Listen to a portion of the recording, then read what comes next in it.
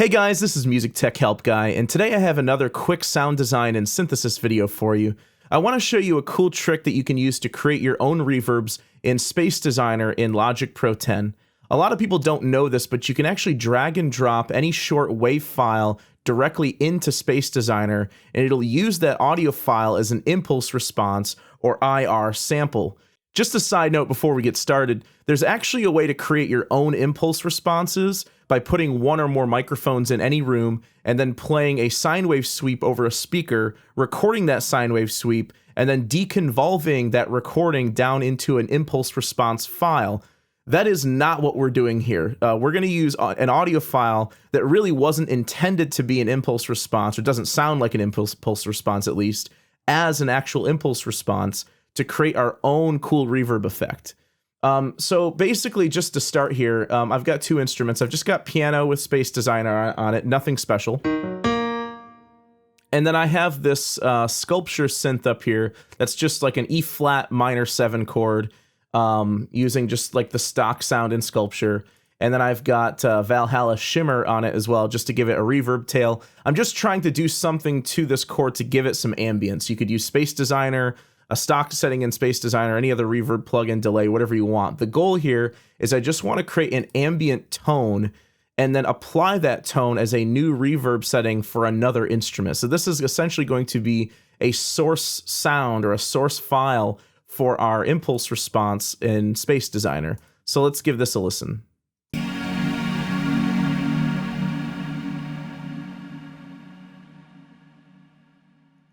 And that's it. It's just a long sort of chord with a long reverb tail on it. So what I'm going to do is I'm going to convert this to a WAV file. So I'm going to right click on it and I'm going to say export as new audio files or as audio files. And if you don't see it at the top here, you can go down to export and then you can say export as audio files.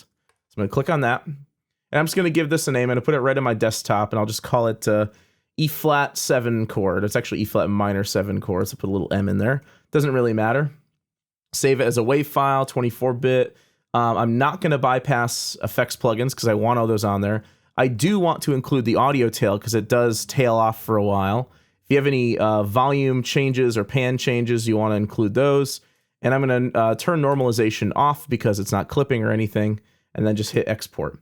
So it's just going to save that recording as a WAV file. So here it is out on my desktop here.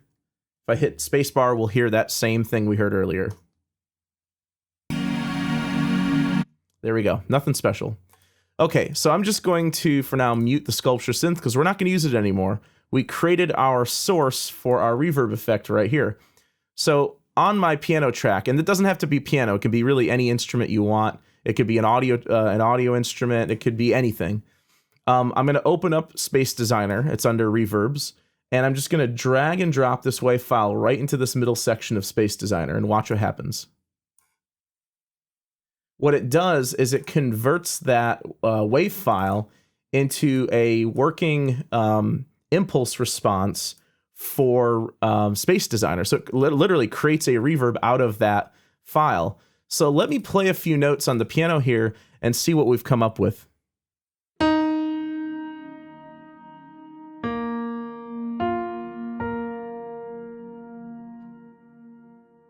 It's a little faint sounding, so let's pull the reverb level up.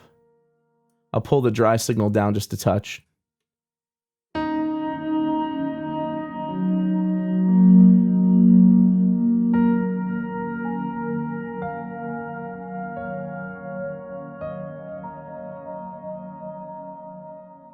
So that's really cool. All that came out of just that audio file that we dropped in. Now, what you have to realize is that the reverb that we created has some tonality to it. It's not just noise that doesn't, conform to a particular key. The chord that I played on the Sculpture synth was an E flat minor 7th chord. So you'll find that notes within that chord are going to react more with it, and notes outside of it may not sound so good. Like for instance, if I play something in C minor,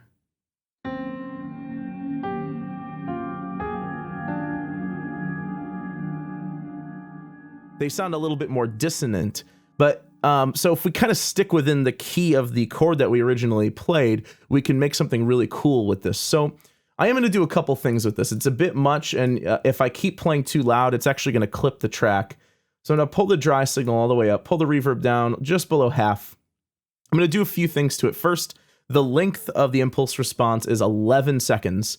I don't want nearly that long, so I'm going to double click on that, and I'm going to change that to 4 seconds. That's something a little bit more reasonable.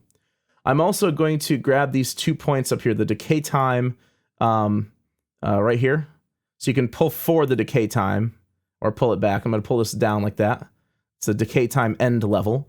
And then you can adjust the envelope with these 2 points right here. So I want this to decay. I want the reverb to decay over time. So I can play with these 2 sliders here and actually give it a natural envelope and decay. So let's try playing something just like that.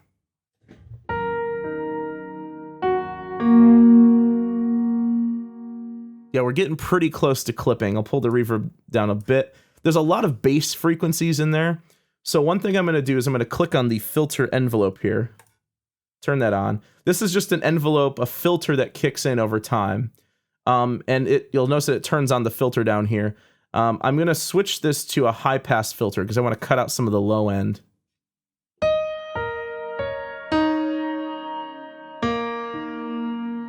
So we're not getting nearly as much of the low frequencies in there. You can also try playing around with the EQ. Maybe I want to scoop out some more of the low end on the low shelf. Maybe add some more high end and give it a little bit more shimmer.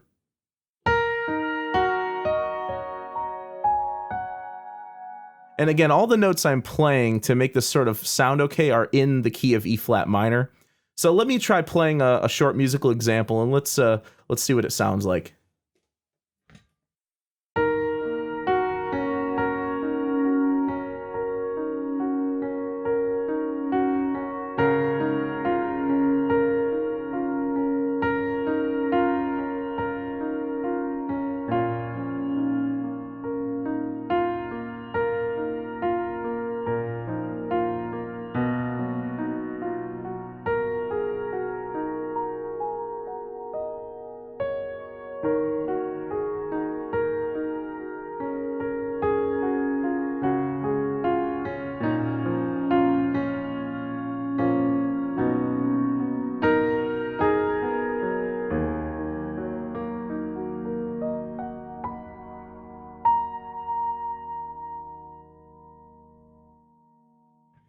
So that's really cool. It gives us this really haunting sound that almost makes the piano sound like a pad and a piano at the same time. And all it is just an impulse response created from an audio file that we drag and dropped into Space Designer. All right, so here's a couple other examples using the exact same impulse response we created earlier. I just kind of tweaked the settings a little bit. Here's some vocals. Ooh, they tell me that I'm lost. They tell me that I'm lost. Ooh.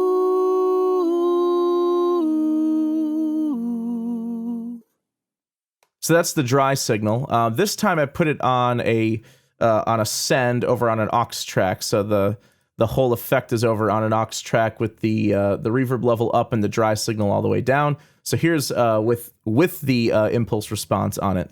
Ooh, they tell me that I'm lost. They tell me that I'm lost.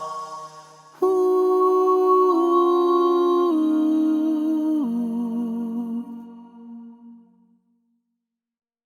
So for my other example, I just have a really basic drum beat over here.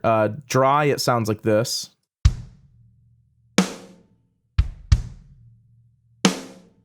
Really simple. Let me turn on the reverb bus. Again, the same impulse response. This time, and on the previous example with the vocals, I scooped out a lot more of the low end because I was getting a lot of low frequency buildup. Let's give this a listen with the drums now.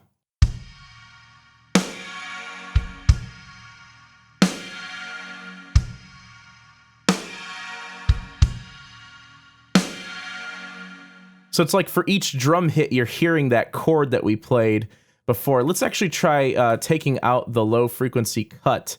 We'll take out the filter and the low shelf to get more of the low end when the kick drum hits.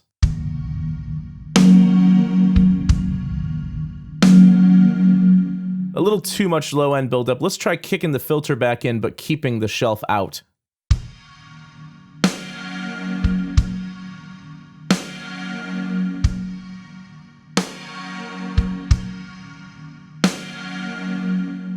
So yeah, this is a really, really useful sound design technique. Again, just using Space Designer, one of the stock plugins in Logic, along with pretty much any WAV file you can possibly think of or create yourself. So again, very cool sound design technique with Space Designer. I hope you guys enjoyed this video, and thanks for watching.